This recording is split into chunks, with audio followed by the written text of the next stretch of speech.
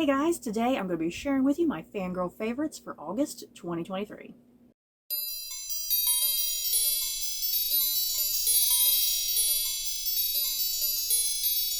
So, another month of nerdy goodness in my life, yeah guys. As always, when I do these videos, I like sharing things that I either watched or enjoyed, hobbies, whatever, and I like listening to you guys in the comments down below, things that you guys enjoyed this month, whether that's books, movies, television, video games, music, concerts, vacation, whatever. I love hearing what you guys get up to every single month. So yeah, leave me all that good stuff down below.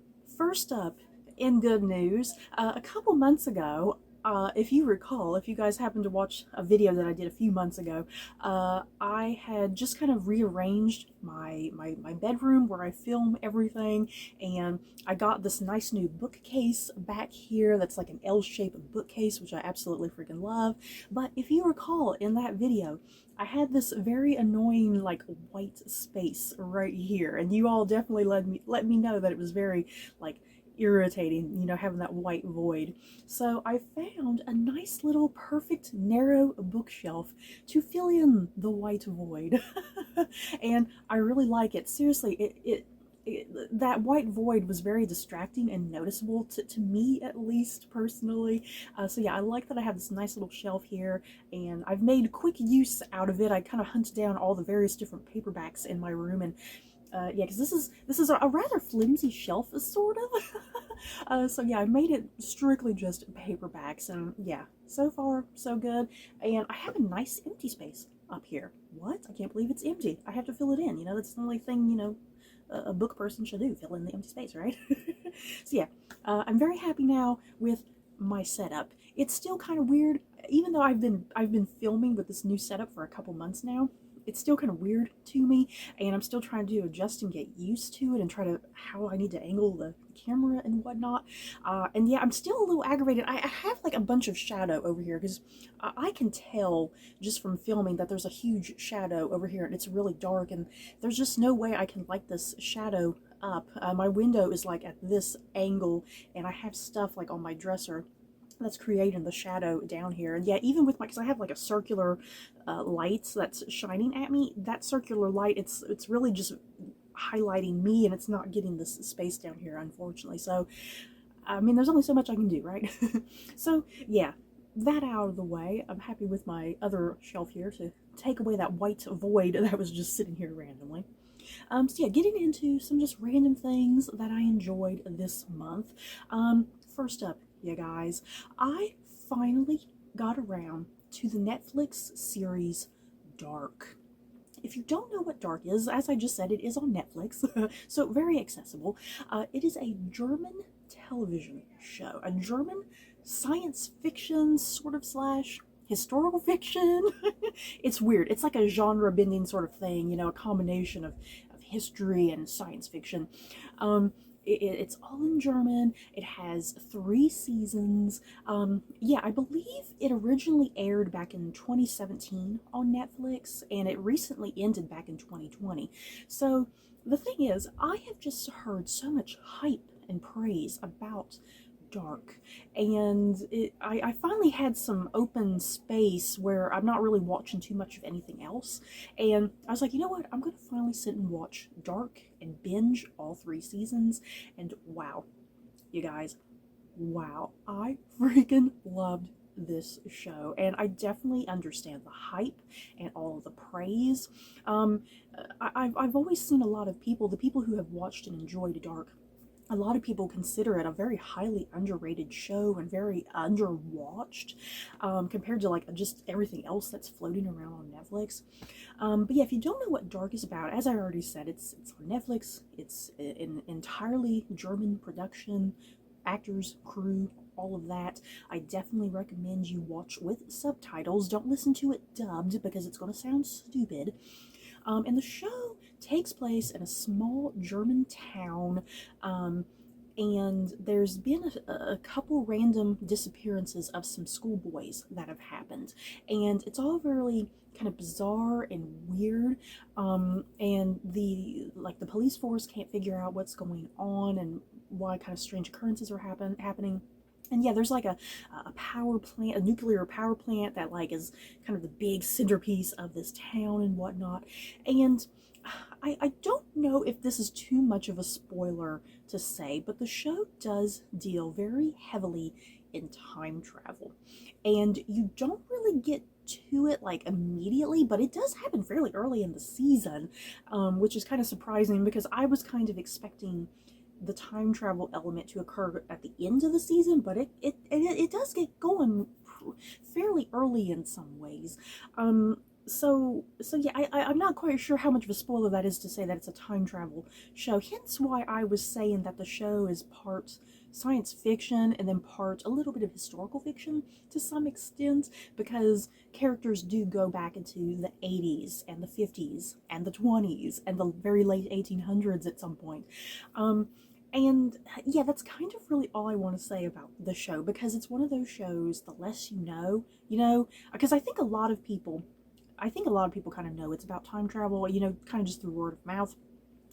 But yeah, the less you honestly know about this show, the better, because there's so many shocking twists and turns.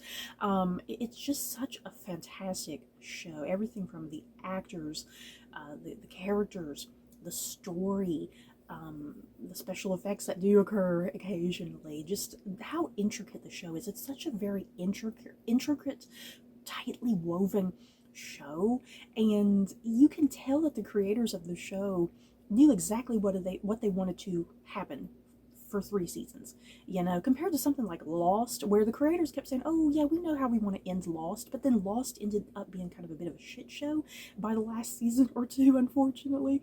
So yeah, Dark is not like that. Dark, even when there's moments where you feel like you're confused and you feel like the show is jumping the shark and it's going to lose control, it never does. You know, I kept fully expecting the show to lose absolute control, and it never does. But yeah, that's all I really want to say about Dark, because I'm planning on doing a full discussion on the show, I think sometime in September, I believe. I really want to do like a lengthy discussion sometime in September, and I'll kind of do a little bit of non-spoilery stuff at the start of that video, and then I just want to dive right into spoilers with the show.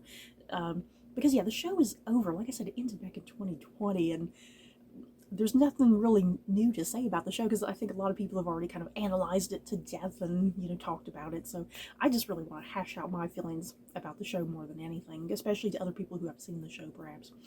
So yeah, that's the big thing that I enjoyed in the month of August, was definitely my wonderful binge of all 3 seasons of Dark. Wow, it's one of those shows I definitely want to rewatch, like, right now.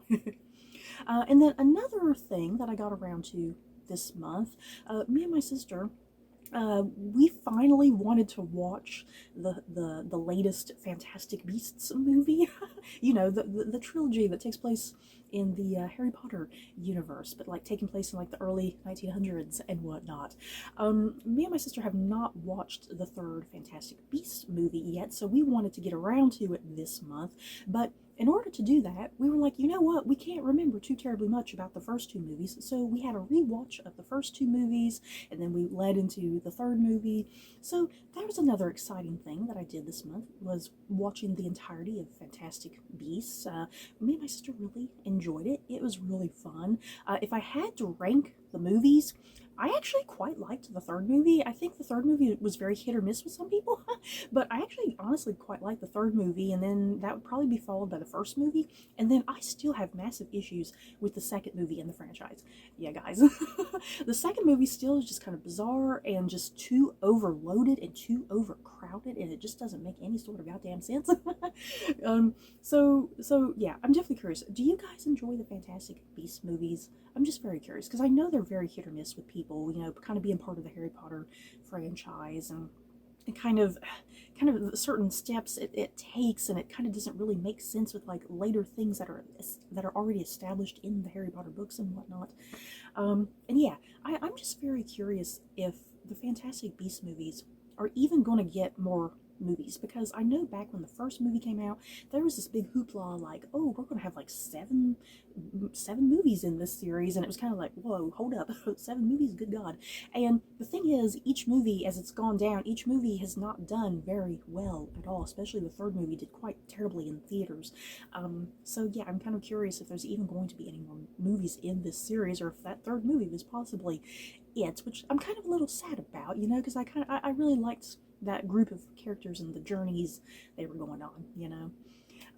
So yeah, moving on from that, one final thing I want to share with you guys.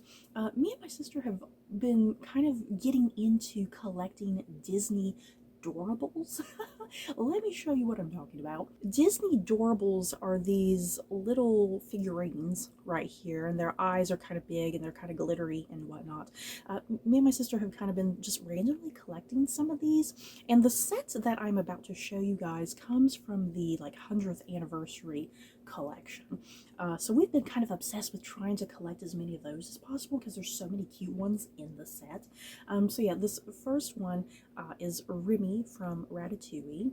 This one is Oliver from Oliver and Company, and he is flocked, which is really adorable. And then we got Miko from Pocahontas, and Flit, also from Pocahontas. And then this adorable Little John from Robin Hood, you guys. Oh my god, look how cute he is. And then one of my personal favorites is Maid Marian, also from Robin Hood. I am just obsessed with the Robin Hood collection with the Doorables, and I want to collect all of these. But yeah, Little John and Marian are the only ones we've found so far. But yeah, this is just a small handful, small little sampling of what we've collected so far. They're like mystery figures, you know, you buy a box and you have no idea what's in the box, so it's an absolute surprise. But yeah, we've collected quite a number of these so far. There's a lot of them in the 100th anniversary collection, and they're all super adorable. Like I said, I'm personally wanting like the whole Robin Hood collection, and the Emperor's New Groove collection is really adorable as well. So you guys, that's pretty much it that I wanted to share this month. And like I said, as always, please share with me down below things that you guys enjoyed this month. So don't forget to like, comment, and subscribe. And if you like this video, you may like these other videos. Bye guys.